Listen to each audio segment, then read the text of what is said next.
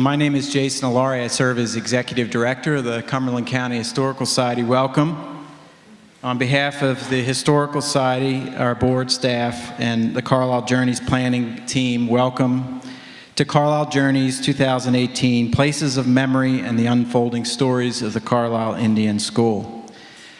Thank you very much to Dickinson College for partnering with CCHS this week and for providing this great venue at no cost for Dr. Momaday's presentation. We are indeed grateful to all of the organizations and people that made this commemorative week possible, including Dr. Jackie Fear-Siegel, who not only serves on the conference planning committee, but who was instrumental in securing lead sponsorship funding from her home institution, the University of East Anglia in England. There, she serves as lead professor of American Studies. Please join me in welcoming Jackie to introduce her dear friend, N. Scott Momaday.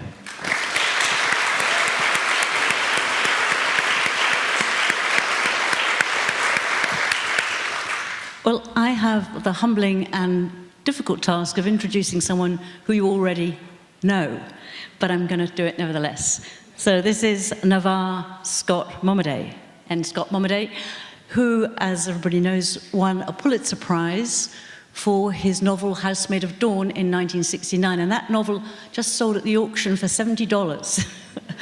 Still popular today.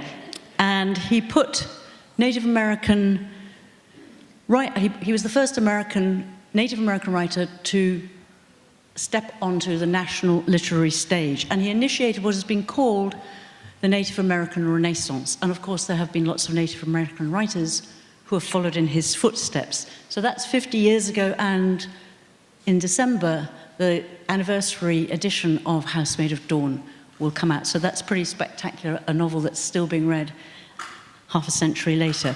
And since the Pulitzer Prize, Scott has won lots of other awards and also written 15 other books. So in the back of your program, you have a list of the awards that he's won. And I'm just going to mention two.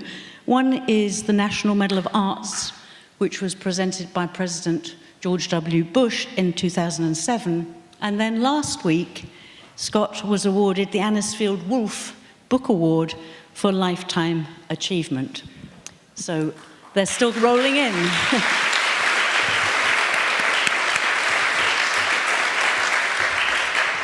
And as well as all these awards, national awards, Scott has a very special relationship to all of us here in this room, because he has been the elder supporting descendants who have been gathering here in Carlisle for almost 20 years for different events. The first one was in 2000, when, to celebrate 250 years of Cumberland County, there was a powwow, pretty brave thing to do, organized up at the Carlisle Barracks. And on the committee were Barbara Landis and Carolyn Rittenhouse, who are in this room. And that powwow brought Native people, descendants, to the barracks for the very first time. They came from all over, including Eleanor's parents from Alaska, and here she is again this time. So we've got a lot of people who have been returning. So that powwow was the first time that Native American ceremonies took place openly. They probably took place secretly up at the barracks, and the drum was heard for the first time. And when the committee, which was being run on a shoestring, decided it was going to invite Scott Momaday, they contacted his agent, and the agent came back with an astronomical sum that was going to be charged. And then a little note came back saying, "Don't worry, Scott will do it so long as he's allowed to stay in the Jim Thorpe room on the campus that night." Which he did. And then in 2012, when Dickinson College organized a symposium to explore the legacies of Carlisle, and coming together were academics and activists and poets and musicians, and Scott united us all, drew us all together with his very wise and moving words. And now again, 2018, I'd like to welcome N. Scott Momaday to talk to us about ancestral journey. Scott.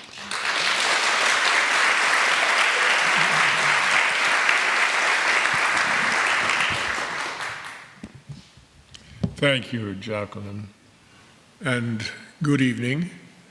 It is very good to be here again. This is, I believe, my 4th time at Carlisle, and it's always a pleasure to be here. Can everyone hear me, first of all? Yes? All right. 100 years ago, the Carlisle Indian Industrial School closed its doors, and we are here to commemorate that century and to reflect upon the school and the students who went there. There were a great many students, and they had an interesting career at Carlisle. The importance of Carlisle, I think, cannot be overestimated. It is the prototype, as you know, of all the boarding schools that followed, many of them still in existence. And the boarding school chapter in the history of white Indian relations is a crucial chapter. The students either succeeded, as some of them clearly did, they benefited from the experience of Carlisle, or they were destroyed by their association with the school. As I'm sure most of you know, Richard Henry Pratt's motto was "Kill the Indian and save the man." Any motto, anything of that kind which begins with "Kill the Indian" has to be suspect. And so it is fitting that we should think back on the history of the school and what happened there. The children who attended Carlisle they have gone home. Even those who remain here have gone home in a sense. The children who passed through the gates of Carlisle are like leaves that go swirling on a river, and momentarily they are illuminated by a ray of the sun, and then they pass into a mist, and they are no longer visible to us, but they are there. They are there. When I say they've gone home, I think of my father, who was a full-blood Kiowa, and when he died some years ago, a member of the family came and consoled me and said, "Scott, do not feel too bad. Your father has gone home. He has returned to the old people who were waiting for him, and they have welcomed him with great gladness." And that's how I think of the children of Carlisle as well. They have gone home. Carlisle is a kind of landmark then. It's a landmark that those children recognized as destinal, and they coped with it as best they could. And some of them had very sad stories to tell. I'm thinking of Plenty Horses, whose story you may know. And then I think too of Jim Thorpe, who thrived at Carlisle and became the best athlete of the 20th century, partly here and partly elsewhere. When Jacqueline noted that I stayed in Jim Thorpe's room, I think I should mention that there the comparison ends.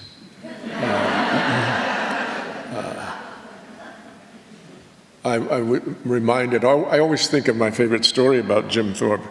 He worked at the barn, one of the barns, and on his way home to the dormitory one day, it is said that he passed across Indian Field, the athletic field at Carlisle, and Pop Warner was there instructing some children, some of the boys, in the high jump.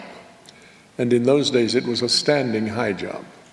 And Jim Thorpe came and he watched with interest. He had never seen such a thing before. And I guess Pop Warner was a little put out by this spectator who stood round watching, and finally he said to Thorpe, "Can I help you? Is there anything, what can I do for you?" And Thorpe said, "You want these boys to jump over that bar?" And Pop Warner probably thought Thorpe was being sarcastic. He said, "Yes, of course, you can see that for yourself." And Thorpe said, "I can do that." And he was in his boots and dungarees, coming fresh from the barn. And Pop Warner said, "Well, if you can clear the bar, do so, please." And Thorpe cleared the bar. And Pop Warner, knowing a good thing when he saw it, kept raising the bar. And Thorpe kept going over the bar. And I have heard, and I'm willing to believe, that day, Jim Thorpe set a Pennsylvania state record in the high jump.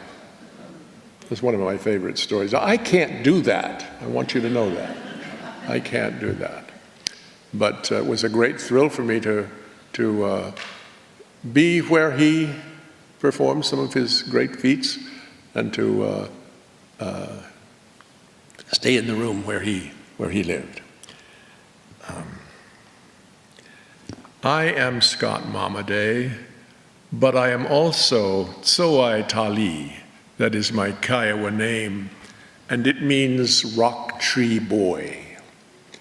Tsoai is what the Kiowas call Devil's Tower in Wyoming. Some of you have been there, others of you have seen photographs of it, and some of you no doubt have seen Close Encounters of the Third Kind, in which that monolith plays a principal part. It is where the extraterrestrials came down to meet with us earthlings. It is a sacred place to the Kiowas, and I'll tell you why. Well, when I was less than a year old, when I was an infant, my parents took me from my ancestral home in Oklahoma to Devil's Tower, Wyoming. And I don't remember that first trip there, though I've been back many times. But the Kiowas tell a story about it. You know, it's on the apron of the Black Hills. And 1,000 years ago, more or less, the Kiowas lived in what is now western Montana, near the headwaters of the Yellowstone River. And for some reason, they came down out of the mountains, and they entered upon the Great Plains, and they became a plains people. They encountered the Crow people, who gave them the Sundance religion and who befriended them. And that alliance it has been real, and it goes on. I remember going up to Crow Agency once to observe the hand game. The Kiowas had sent a delegation of hand game players there, and that was a very exciting time. The hand game reaches a frenzy, and it's very interesting to watch. It's a gambling game. And I was very pleased to meet with some of the Crows, and we talked about our ancient alliance. When the Kiowas left the Crow people and went down the rain shadow of the Rocky Mountains into southwestern Oklahoma, they exchanged children. Sometimes the Kiowas would send their children up to live with the Crows for a time, and the Crows would do the same thing, send their children down.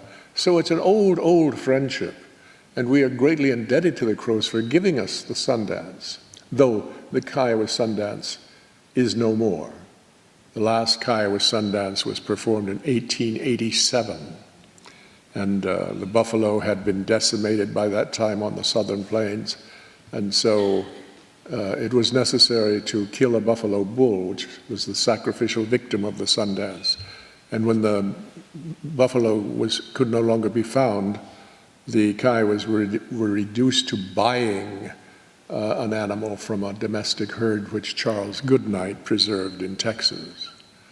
And in 1890, a buffalo Sundance was planned, and they were going to suspend an old robe from the sacred tree. They could not find a buffalo to sacrifice. But the soldiers at Fort Sill were under orders to prevent the Sundance, and so they did. And that was the last Sundance, Kiowa Sundance. Tsoai means rock tree boy, and I was given that name to commemorate my having been taken to Tsoai's sacred place in the Black Hills. Now, if you don't know about the monolith, it resembles in conformation the stump of a tree, and it's deeply striated all around. And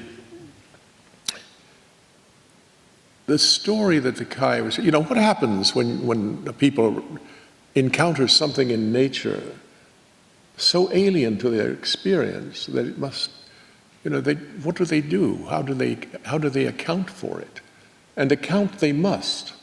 If they fail to account for it, they repudiate their humanity.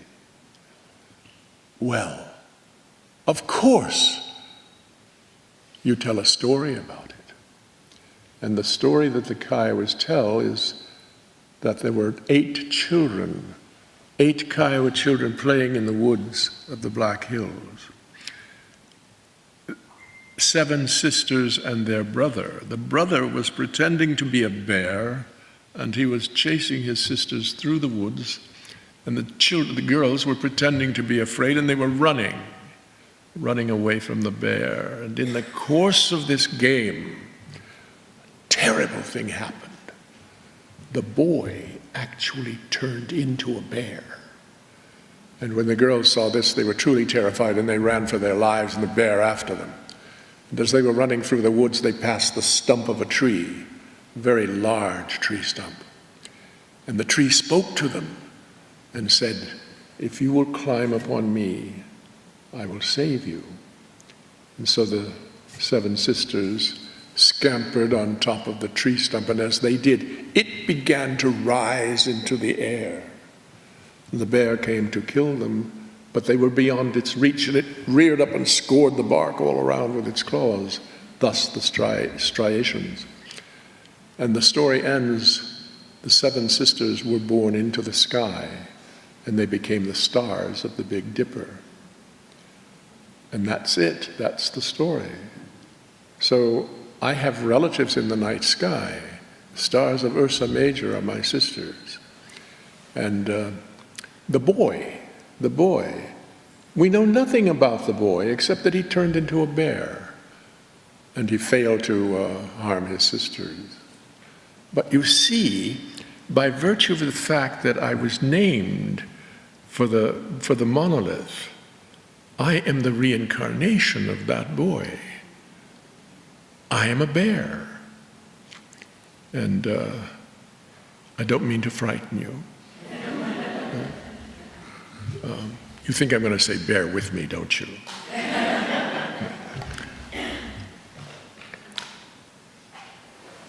That story, by the way, is so meaningful to me because of my name and because I know that place. And I've been there. In fact, I made a vision quest there some years ago. But it seems to me to be what a story ought to be. It is a quantum leap of the imagination, isn't it? And it explains something that requires explanation. So it is essential in that respect, and it is sacred. It is a sacred story, and I like to think about that story. It's as perfect a story as I know, I think. It is imaginative. And I want to talk to you this evening about the imagination to some extent. The story until I wrote it down in a book called The Way to Rainy Mountain, was never written. It was an oral story. And the oral tradition is the matrix of Native American culture. I am a professor of English. I'm emeritus now, but I taught for many years on college campuses here and there and overseas. And I taught a course in the oral tradition almost every year that I was on duty. And I know something about the oral tradition. I have a great respect for it. And I want to tell you something about it. When I was just a child, again about the age I was when I was taken to Devil's Tower, to Tsowai, my father told me stories from the Kiowa oral tradition. I listened to them with great, great love and interest, and I had him tell me the stories again and again and again. And they were fixed then in my mind. And not until I was well into my adulthood did I understand that those stories were very fragile and that they were on the verge of extinction. You know, that's something to note about the oral tradition. If something in that tradition is not passed on from generation to generation by word of mouth, it's lost forever. And so, on the one hand, the oral tradition may seem very fragile. On the other, it's very strong, and it has a vitality that writing does not have.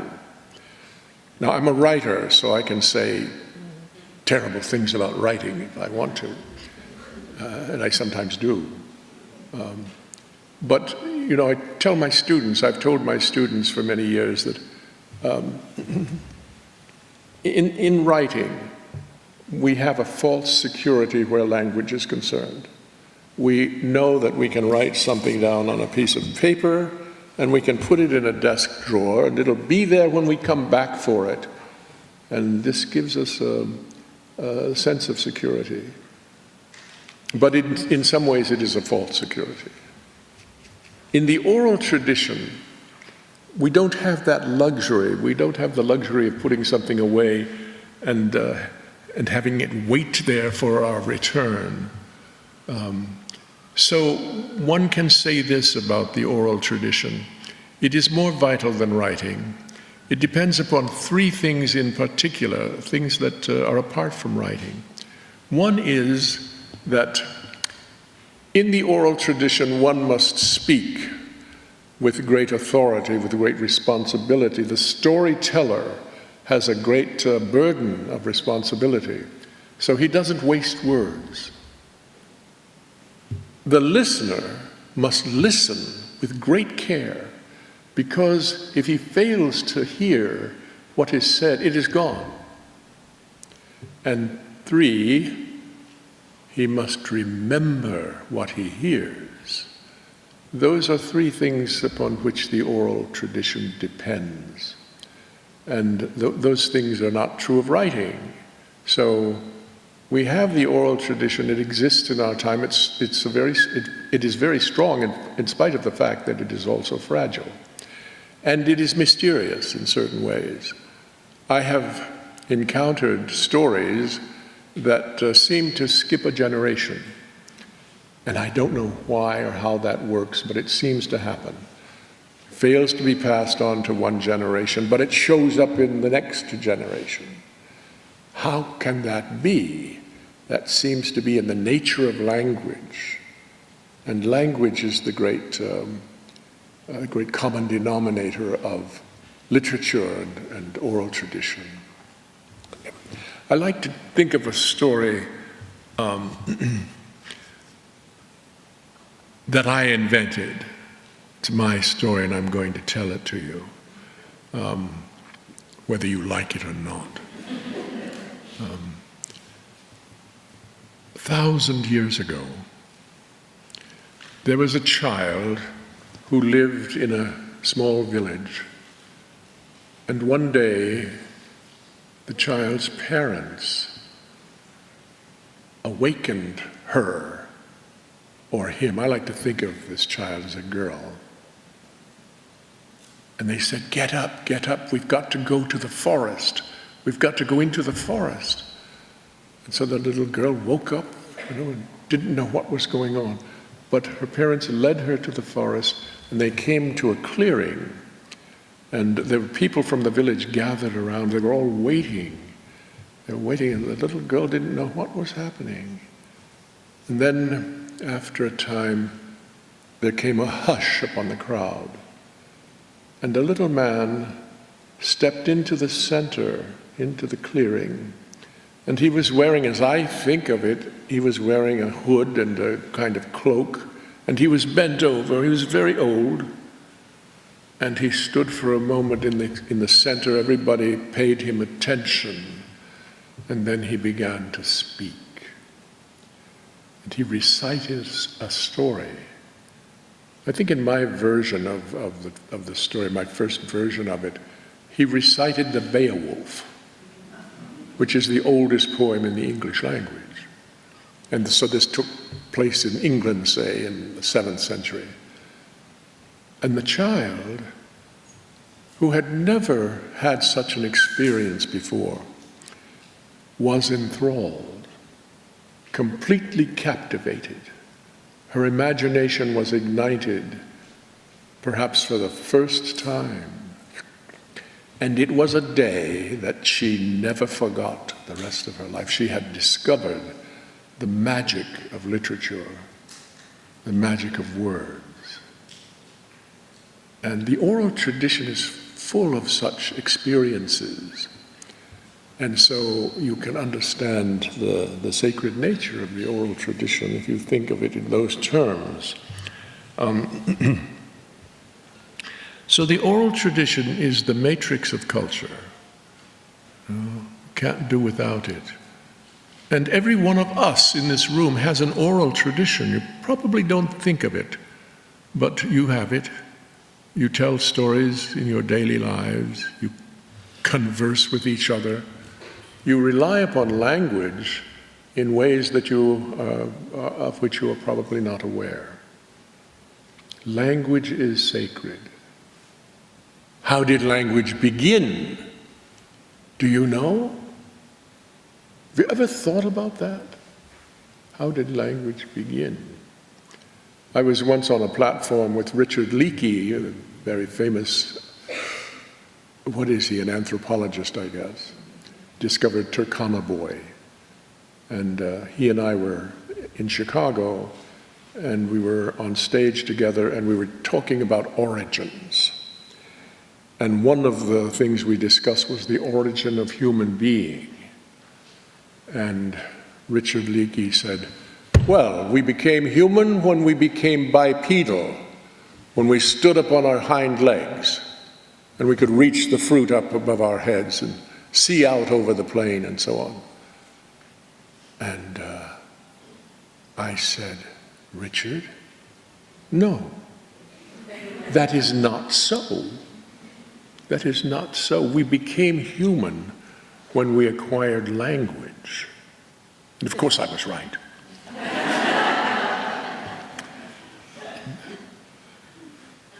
The great scientist and writer Lewis Thomas has a book called The Fragile Species. And in it there is a chapter on communication, and he says, I think I know how language began. There were people living in caves. They couldn't speak in any proper way. They were trying hard to communicate with each other, but they were having a terrible time. They were grunting and groaning and whistling and so on. And then one day, a neighboring tribe came across the ridge into the community, and they brought their children with them.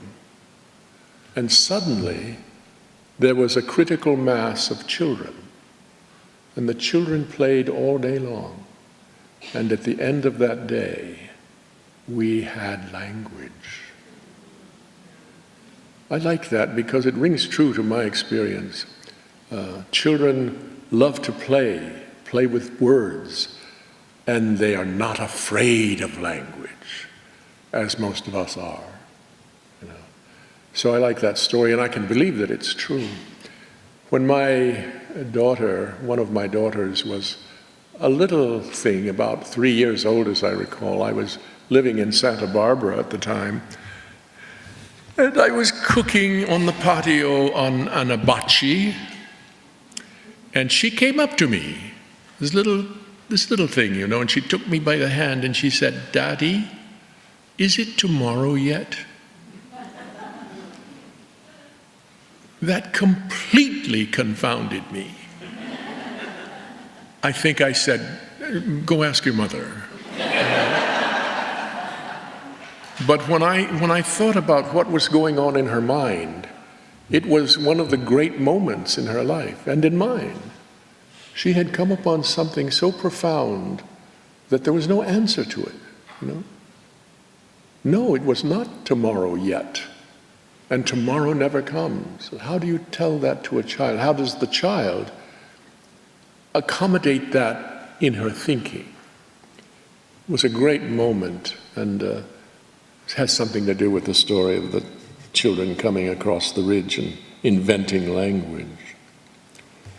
Well, I am Kiowa. The Kiowas are a Southern Plains tribe, and they migrated down, as I say, from the Yellowstone country to their present location of southwestern Oklahoma, near Rainy Mountain. And I once wrote a book called The Way to Rainy Mountain, which is a collection of Kiowa oral tales. And so I think a lot about their migration and so on. And they became a warrior society. They were hunters. They acquired horses in the course of their migration, and they had more horses per capita than any other tribe on the Great Plains. By the way, there were 8 tribes on the Great Plains, and the Kiowas were one, a late coming tribe to the group, but they all had the Sundance, and they were all horse people and observed a warrior ideal. There were 4 principles that informed the warrior ideal of the Kiowas. They were bravery, steadfastness, generosity, and truth. Truth being virtue or appropriate behavior in all circumstances. They lived according to those principles through their golden age, which lasted about 100 years from, say, 1780 or so. And in alliance with the Comanches, an older tribe on the southern plains, they ruled the southern plains for that period of 100 years. It was their golden age. Well, I like to think of that, you know, because when I think about native wisdom, here's a good example, you know, bravery, steadfastness, generosity, truth. Those are good things, you know, to observe. They are a good code to live by, if you will. Well, it's no longer, you know, those principles no longer hold. The Plains culture came down in the 19th century, as you know, and so the warrior society was no more. The Indians suffered a terrible defeat. They lost in a 10-year period or a 20-year period everything.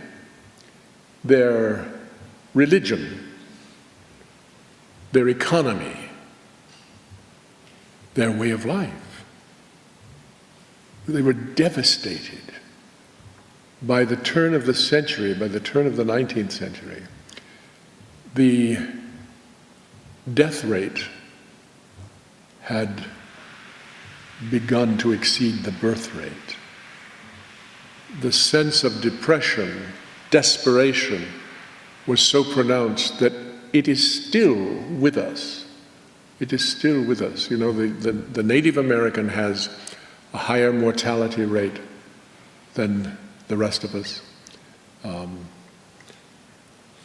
Suicide is cancerous. Diabetes, I lived in Tucson for some years, and the nearby Pima tribe, 90% 50% of them have diabetes. So their way is, they have not come out of the woods yet. They're still in darkness. And there is a kind of genetic despair among Indian people. It's been going on for some time.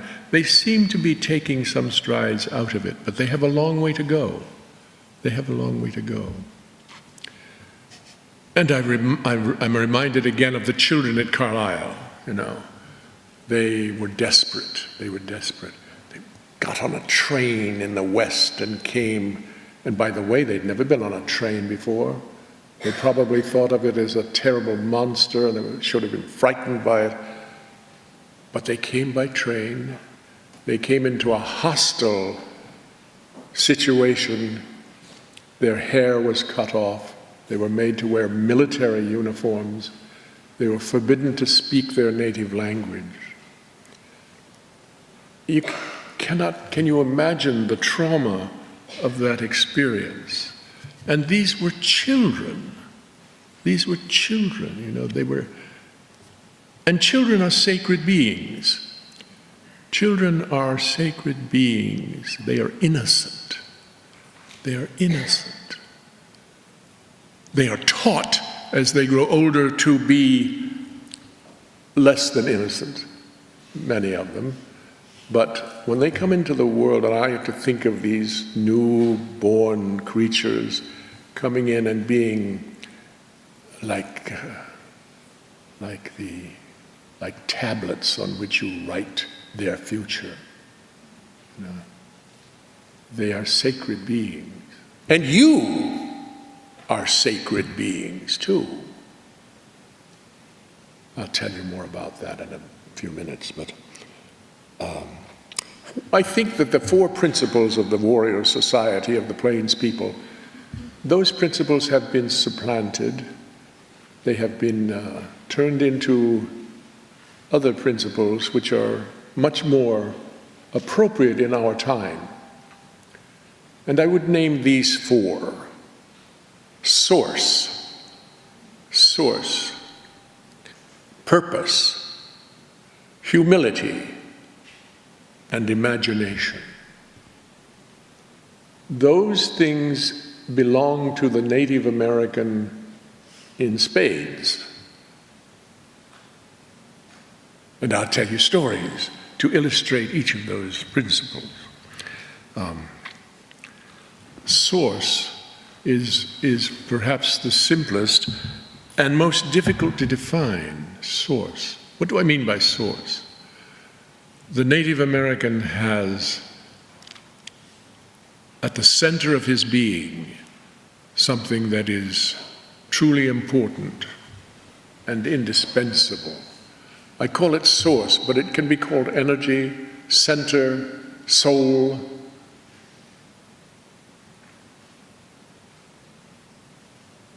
My grandmother was a bead worker. Into her 80s, she could bead. And she told me stories when I was a little boy, and she could remember things that belonged to her center. For example, she could talk about the Black Hills, where she had never been. And we're talking about a kind of blood memory. And that is a great thing among Native peoples, blood memory.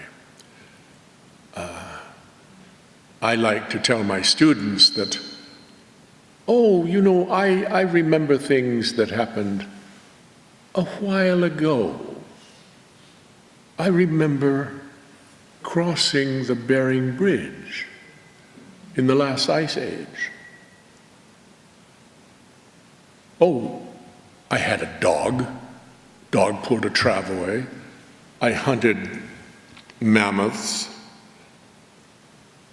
And I had furs to keep me warm because it was cold on the Bering Bridge. God, it was cold. And I remember that. I once told a class that, and I had term papers, and one of the term papers was written by a young lady who said, Dr. Momaday remembers being on the Bering Bridge. It was cold. God, it was cold. I gave her an A, of course. So that source is something that the native person is aware of and stands to instruct us in that way. Source, that's important. You have a source, of course. You must. I'm sure that some of you have determined your source and you are aware of it, and you know that it is immortal, that it is very powerful, and you must nurture it. You must care for it. Can't help thinking of a little verbal formula that is Chippewa, I think, in origin. It goes like this: as my eyes search the prairie, I feel the summer in the spring. It's very beautiful and very powerful, and it puts a finger on evanescence, a moment so small in time that it is easily overlooked. But that issues from the source of the observer. I've had the same experience, looking out over a landscape that I love, and I've had the sense that, yes, if I could hold on to this moment in time, it would be great. But even as I express the wish, the moment passes. But you have it. You have it and you don't lose it. You remember it. It becomes a part of your oral tradition. The second principle, purpose.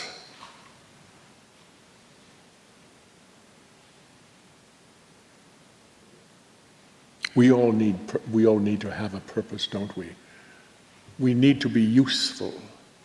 We need to guide our lives in the direction of purpose. Tell you a story about that. I was teaching at the University of Alaska Fairbanks several years ago. I spent a semester there. Temperature got down to 47 degrees below 0 Fahrenheit. God, it was cold. I went out to visit a small native village, some distance away from Fairbanks, but way out, and driving through this snow-filled landscape and seeing the ice crystals on all the trees. It was magical. And when I got to the village, there was a kind of feast going on. And men were cooking moose meat in the streets on open fires. And then at a certain point, they went to the community house, which is a large building, and I went in, and a lot was going on. There were many people, and they were all being vociferous. They were celebrating. There were even dances in that hall that evening. And I was having a great time just observing. I'd never seen a situation just like that. And there was a dance in which one of the dancers, the lead dancer, was a young man whose name was Ivan. And I watched him because he was a superb dancer. The dance was a kind of serpentine line, and they danced backwards. And they looked this direction and that, as if hunting, looking for prey. Their gaze was intense, and none was more intense than Ivan. And so I called someone over and I said, that boy, who is that? Oh, Ivan, that's Ivan. He's not quite right in his head. And he has a sad story. Some time ago, he wanted more than anything in the world to join his peers in school. But because of his mental deficiency, he was not allowed to go to school. And so he was very sad, dejected, and he wandered around aimlessly. One day, as he was walking through a street in the village, an old woman came out of her house and beckoned to him. Ivan, Ivan, come. So he went to see what she wanted, and she said, Ivan, I have no water. I have no water. Would you take my bucket, my pail, and go down to the river and bring me water? Yes, he would do that. Now, the way down to the river was treacherous. It was in a deep ravine, and the ravine was full of snow and ice. The footing was very treacherous. But he did it, and he brought her a pail of water. And the next thing you knew, someone else had seen what had happened, and they asked him to bring them water. And so he started a little business there, bringing water from the river. He was strong, and he could do that with ease. And he became the water boy of the village. And he achieved a purpose in his life. He was no longer bereft. He had been fulfilled in a certain way. And that is something that the Native American treasures too, and can teach us something about. Isn't that right? Yeah. Yes. Now the third is humility. Humility, and the Native American is rich in humility. My late friend, Vine Deloria Jr., told me a story about a Navajo man who lived in the Chushka Mountains of New Mexico. And he said that this man had lost his job, and so he was without an income. And he had a wife, a pregnant wife, and several children to take care of. And he was in a bad way. One day a friend came to visit, and the friend said to the man, I see that you are having trouble, that you have no work and many mouths to feed. Now I know you to be a hunter. Why don't you go kill a deer so that you and your family can have fresh meat to eat? And the man thought for a moment and then replied, no. You see, it is inappropriate that I should take life just now when I am expecting the gift of life.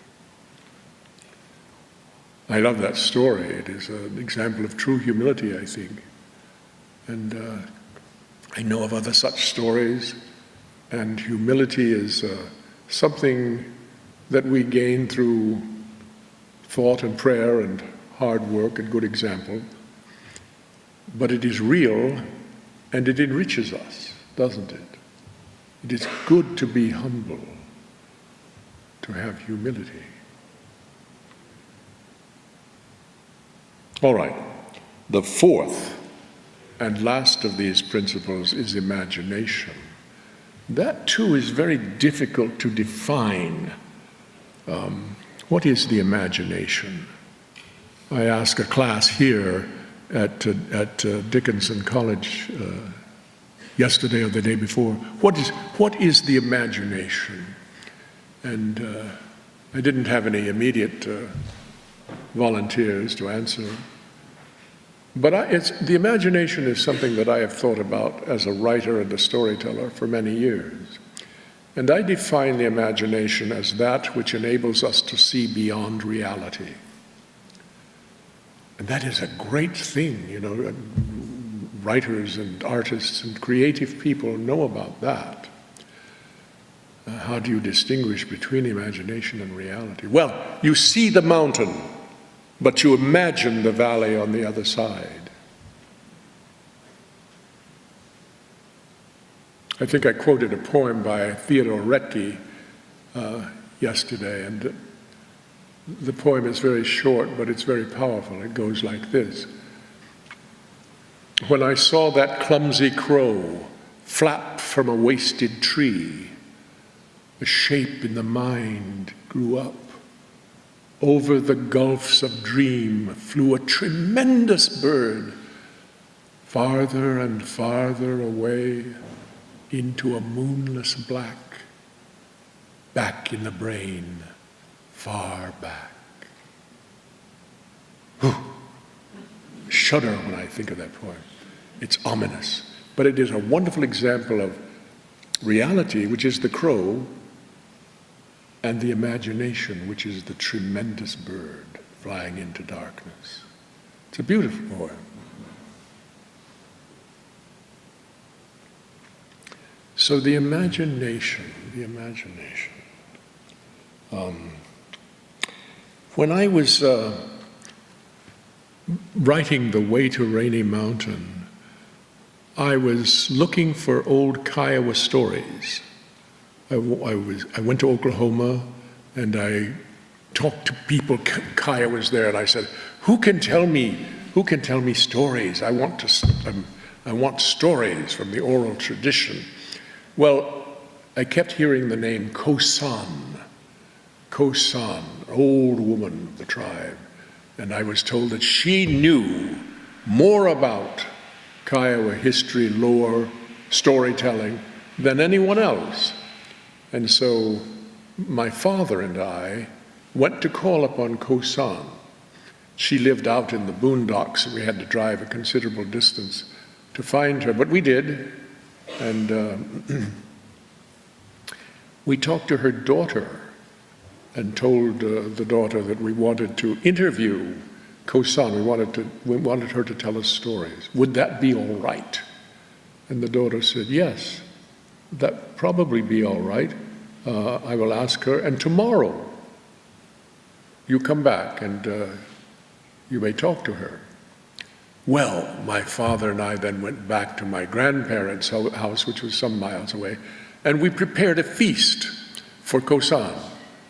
And the next day we went and picked her up, brought her to the Momaday homestead, and did her great honor. And she was little and fragile, and she sat on a bench in the arbor, and she was hunched over on herself like this, and I thought she was going to keel over at any moment.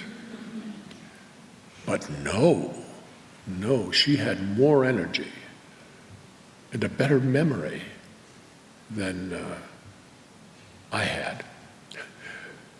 But I asked her questions, and she could not speak English. I could not speak Kiowa. So my father intervened and interpreted. And I said, Grandmother, what can you tell me about the Sundance?" Because I knew that as a child, she had attended the last Kiowa Sundance, 1887. And I would ask her such a question, and she would say, don't ask about that. That's too far back. No one knows anything about that.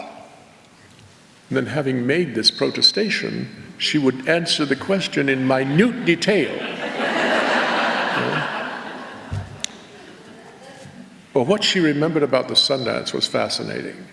She said, "Well, they had to kill a buffalo and suspend its head from the tree in the Sundance Lodge. It was a sacrificial victim. The Sundance fetish, the most powerful medicine in the tribe, called taime, had to be exposed in the dance lodge." And she said, "And then, I was just a girl, and I was sleeping in my teepee, and my sisters came and they awakened me. They said, come, you've got to come out. You've got to see." And she said she walked out of the teepee, and the camp was more beautiful than she had ever seen it before. Everything had been cleaned and was fresh, and there were pennants hanging from the teepees, and it was just a wonderful sight. And then she said, "And then we saw an old woman off in the distance. She was approaching, and the old woman had something on her back. And the children of the Rabbit Society went out to see what it was she had on her back." This was a custom, a ritual. The old woman had a bag full of earth on her back, It was a certain kind of sandy earth. That is what the dancers must have in the lodge. They must dance upon the sandy earth. The old woman held a digging tool in her hand, and she pointed towards the south and pointed with her lips. It was like a kiss. And she began to sing. As now we have brought the earth, now it is time to play. As old as I am, I still have the feeling of play. That's how the Sundance began. That's how it always began. Well, I was so deep into my conversation with her, my questioning. I asked her 1,000 questions that afternoon, and she answered every one tangentially. Oh, no, you don't ask me that. Then she answered the question. So her imagination was alive. The whole Sundance was an act of the imagination in a way. It was a prayer for well-being, successful hunting. It was the principal ceremony of the tribe. And I have this dream. I have a foundation which is called the Buffalo Trust, which I founded some years ago. The purpose of the Buffalo Trust is to help indigenous peoples hold on to their traditional values. And it has been successful. I have worked in parts of the United States, particularly the Southwest, worked in Alaska among Alaskan natives, and I've worked in Siberia among the Hanti and the Nenets and the Mansi peoples. And the Buffalo Trust is responsible for saving one of the great ceremonies among the Hanti people, a bear ceremony. And it was being lost because it was not being passed down to the next generation. So the Buffalo Trust interceded, and we managed to arrange for the few elders still in possession of the songs to teach them to younger people. And now the bear ceremony has returned. So the Buffalo Trust went dormant for a time because of a death in the family and such reasons. Now I want to revive it. And you know what I want to do? I want the Buffalo Trust to bring back the Sundance to the Kiowa people. I don't know that that's possible. A generation ago, it seemed impossible. So I would talk to people, hey, wouldn't it be great to bring the Sundance back? Oh, no, we can't do that. We don't know what it is. We've forgotten that, It's been too long since we had a Sundance. We wouldn't know how to reinstate it.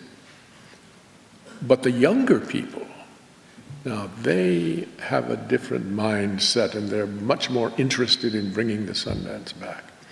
And the Crows gave it to us. We could go up and talk to the Crows and use their Sundance as a model, which must be very close to the Kiowa Sundance.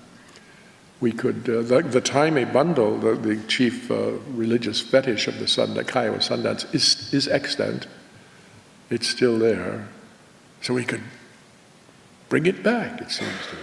Well, that's one of the things I have in mind. And as a principal purpose, though, I want to help children, because children are sacred beings. I would like to tell as many people as I can about the great experiment of the Carlisle Indian Industrial School. What was good about it and what was bad about it, and how so many children attended the school. Some of them remain in the ground at the school, and they are engaged in that journey that I mentioned at the outset, the journey from life to death, from mortality to immortality, towards being sacred beings. And you are sacred beings. We are all sacred beings, and we must celebrate our sacred nature.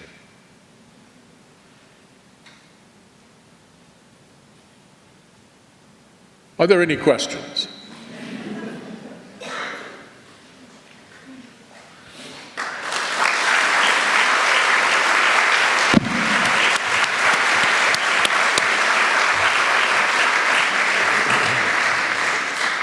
There are 2 mobile microphones, yes? So if you'd like to put up your hand if you have a question, put up your hand. I have. You have. So there's only one on this side.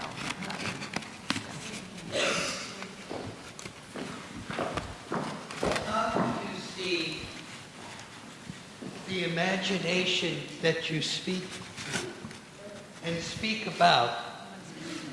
Oh, okay. First of all, thank you very much, for your remarks, and they moved me deeply. And what I'd like to ask is, how do you see the sense of imagination that you speak about so eloquently in our troubled time? That's a very good question, and by the way, it looks as if Kavanaugh has become a member of the Supreme Court. We seem to live in a poverty of the imagination now, in many ways. I'm distressed when I listen to the news, and I find the status of the United States declining around the world, and sometimes I want to give up and say, to heck with it, I'm not going to bother with watching the news anymore. And so, but I think it is fair to say that by the strength of the imagination, we will return to our former well-being. What goes around comes around. The pendulum will swing back, and we will overcome the crises that afflict us today. And if we do, it will be largely because we imagine who and what and that we are. And we will do that with bravery, steadfastness, generosity, and truth. Is that very hopeful and optimistic?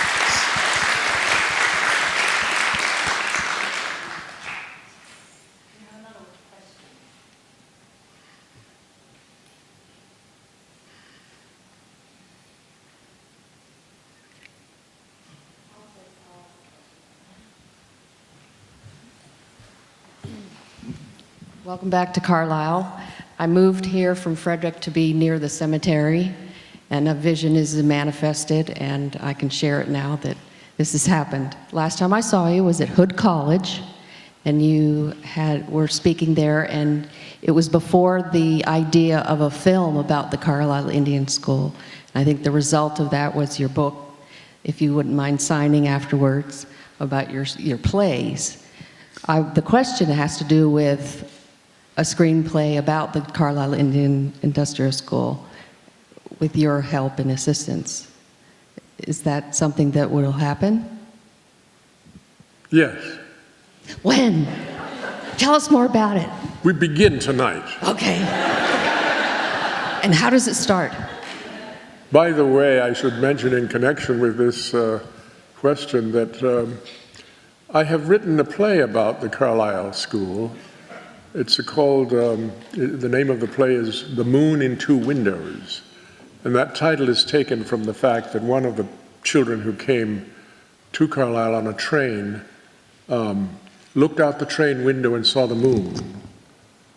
And then he crossed over to the other side of the train and he saw the moon. It was a great mystery to him because it seemed that the moon had flown across the sky, when in fact just the train made a turn. But it was magical to him, and he took it very seriously, was disturbed by it. And in that play as well, I do mention Jim Thorpe and the great college football game against Army in 1912, when Thorpe took Dwight Eisenhower out of the game, rather roughly. And, he had been talking to some of his classmates at night in a kind of secret meeting, and some of the boys were reminiscing about the Battle of the Washita in Oklahoma, 1868, and Custer had killed Black Kettle and his wife in the middle of the Washita River, and Custer's men had decimated that band, and then they pursued the Indians, and they killed all of their horses. And so I have Thorpe walking off the field after the game, and he sees an Army player walking off the field as well, and he says to the Army player, "We will not pursue you, and we will not kill your horses." Isn't that brilliant?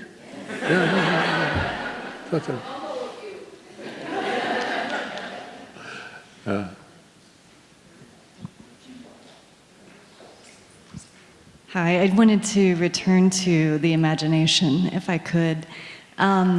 The Buddhists say that you sit on the mat to meditate in order to get real, in order to be real. In other words, to come face to face with maybe the illusions or fantasies that kind of occupy our minds, and kind of the stories we tell ourselves that help us get through our day or the distractions or whatever. And so there's this insistence on being real, in other words, being honest. And I think this conference, a lot of it is about being honest. So how do we engage with what is real and bring the imagination into that? I mean, how do we put those two worlds together? Do you know what I mean? I think so, and I appreciate that question very much. The distinction between reality and the imagination is real, of course, and in the comparison, I think the imagination doesn't come out as well as it should in most instances. I think reality is not all it's cracked up to be. I prefer, because I'm a writer and a painter and come from a very creative household, I prefer the imagination. It seems to me more vital in certain ways. When I think of Devil's Tower, for example, you know, the question is, well, was it a tree or not? Well, most people will say not. You know, scientifically, it's a volcanic core, perhaps, and it's made of phonolite porphyry. And I say, no, it's a tree. And then the other day, I found out that under this mammoth feature in the landscape, there is a gigantic root system. So of course it's a tree.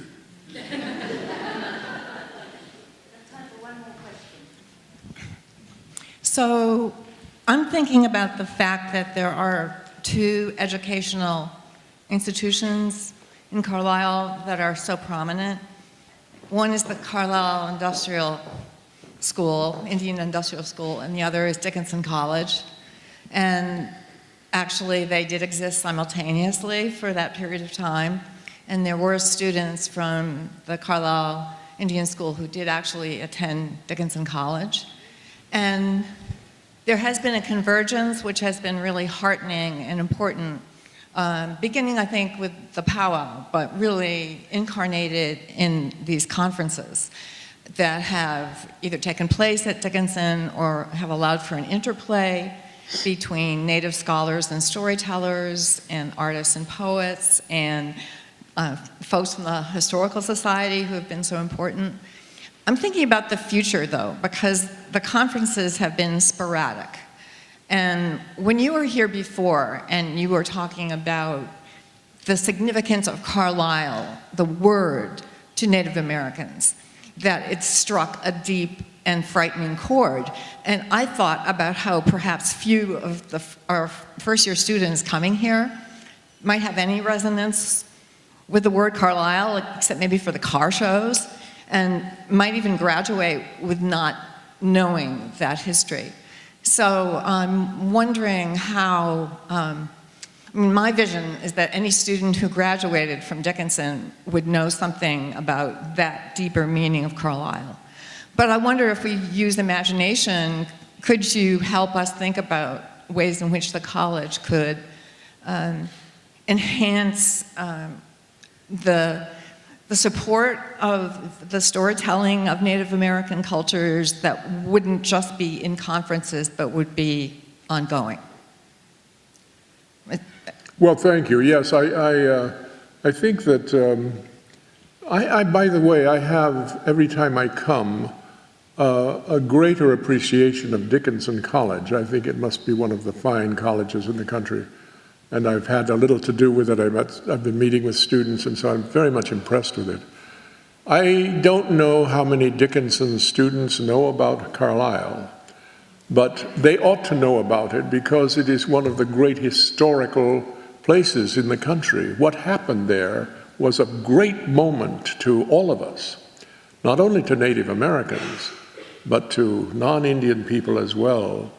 And, you know, for a resident of Carlisle or a student at Dickinson College, not to know about the Carlisle Indian Industrial School would be something like someone living in Gettysburg without knowing about the battle there. It's such a profound thing, and we ought to know of it. So if you don't, for heaven's sake, learn about it. It's a fascinating subject. Scott, I want to say on behalf of everybody here that one of the themes that has come up through this conference has been the importance of story. So on behalf of everyone, thank you for coming from New Mexico to honor us with some of your Kiowa stories.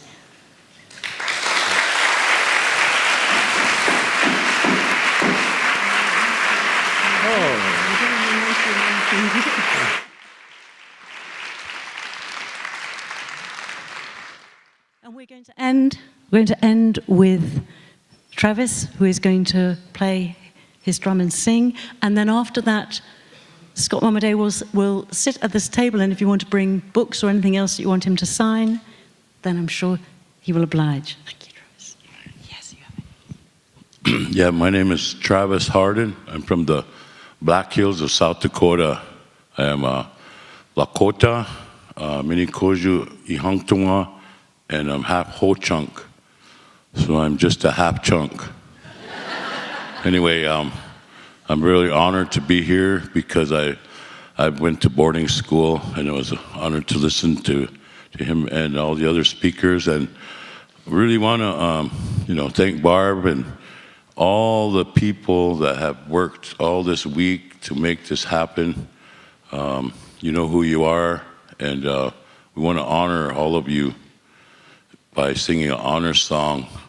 And we want to, if you want to honor these people, then you can come down and round dance. And my friend right here is gonna. These are from Cheyenne River. This is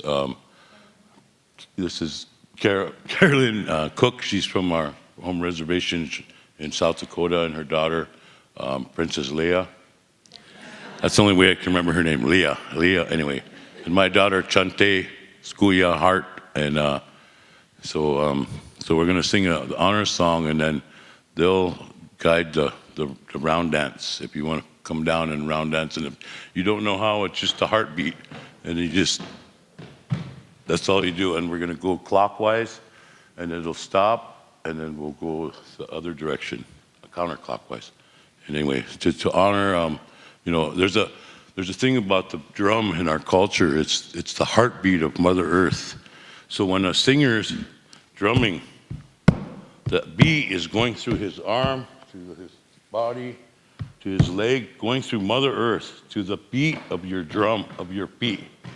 And then you're being at one with Mother Earth, with the heartbeat of the drum. So that's what our drum and our singing are all about, you know, when we're having our powwows and whatnot. We're you know. So all you have to do is just go sideways like this, you know, around, and it's pretty simple. It's not rocket scientry. No, but anyway, someone want to hold the mic? All right.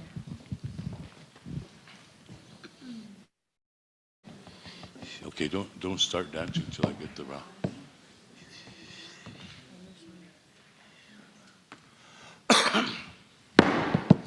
Yeah, yeah.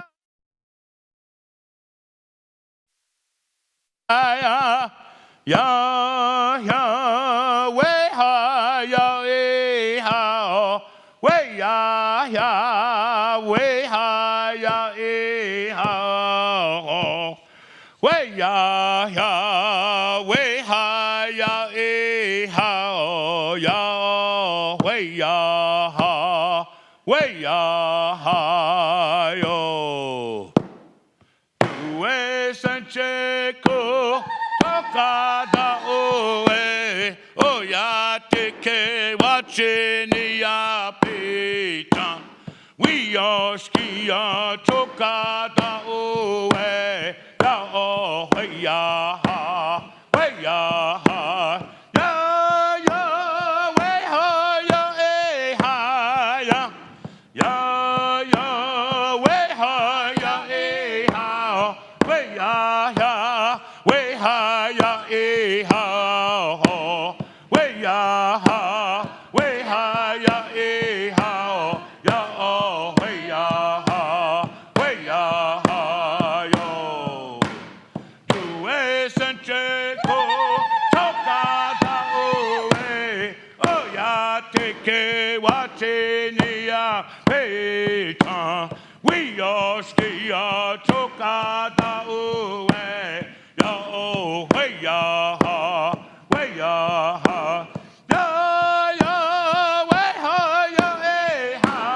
ya ya way ya way ya way ya way ya way ya way ya way ya yo. Do es sancheco tocada oh ya te que watcheni ya pita. We are skia tocada ya way ya yo. Ya ya way ya ya ya way ya way ya way ya way ya way ya ya way ya yo. Do es sancheco tocada oh ya que watcheni ya pita. We are skia tocada ya